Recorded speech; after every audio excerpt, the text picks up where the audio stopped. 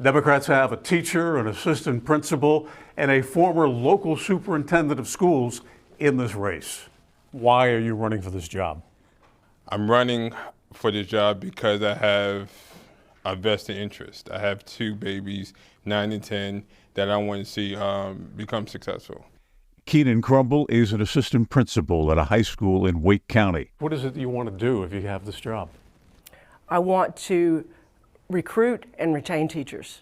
And the only way we can do that is with a competitive pay structure. Katie Eddings is a school teacher in Lee County. I believe that I have the experience that most closely resembles what a state superintendent of public instruction will do. Mo Green is the former superintendent of the Guilford County Schools. The three Democrats have never run for political office before now.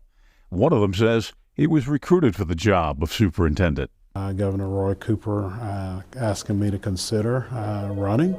Had a lot of conversations, a lot of hand wringing, some prayers, and then decided I will go ahead and do this. What separates you from that crowd? That I'm a teacher, and I've been a teacher. I've been a teacher for 20 years. I've done almost every job in a school building. I've been a custodian, I've driven a bus, I've been an assistant principal, and I graduated from public school. And I think God has given me the vision to move forward. And I think with that, I believe that I will be successful. But also I invested, and I am passionate about this. And I believe that with my team and my family and my support, I think I'll be successful. To help with the candidate interviews, I've reached out to an educator for questions. Are you satisfied with the recent budget for our schools? No. Why not? I think that we should have enough money in our budget to fund a teacher in every classroom and those three folks that I mentioned earlier at every school. Whatever that costs, we need to find that money. I really feel like they have forgotten about our education system. Even with that recent 5% raise, I think that wasn't enough.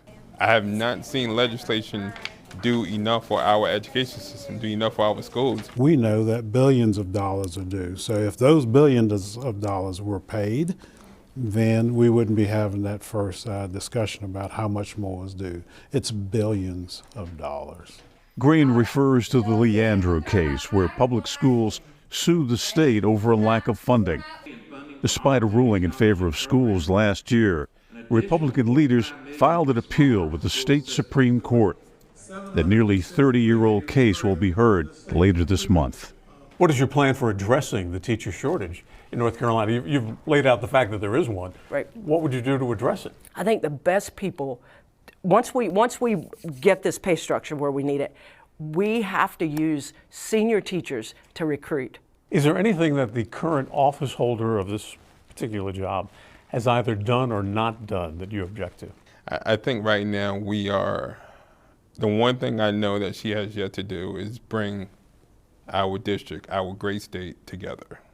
Right now, we're divisive. So how significant in your mind is it that the amount of money that we're putting into private schools now and the impact it's having on public education? I think it is very significant. I am certainly in favor of school choice.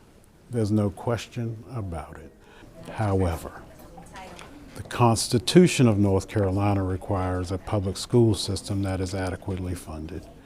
That's where we got to start first.